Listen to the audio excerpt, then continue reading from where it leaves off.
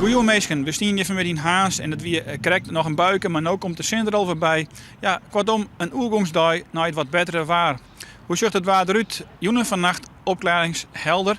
En daar toch wat koud, maar een temperatuur die zakt naar zo'n 8 graden in het oosten tot wat hegere temperatuur in het waardgebied tussen de 9 en de 11 graden.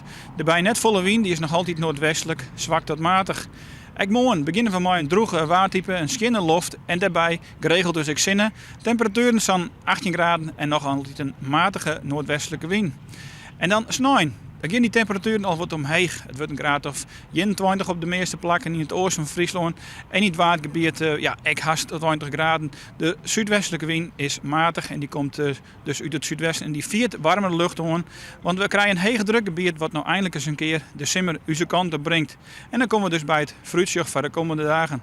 Zeggen we menje ek een zuid-zuidwestelijke wind, zwak, soms even matig. En een temperatuur maximaal gemiddeld 23 graden. En dan heb ik een heel soort zinnen op menje.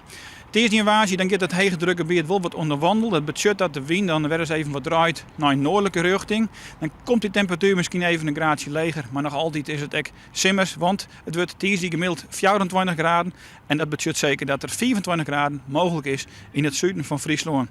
En zoals het nou ziet, houdt het hege drukgebied het waar in de grip. En dat betekent dat we voorlopig simmer waar houden. Nog een hoofdelijk jongen verder.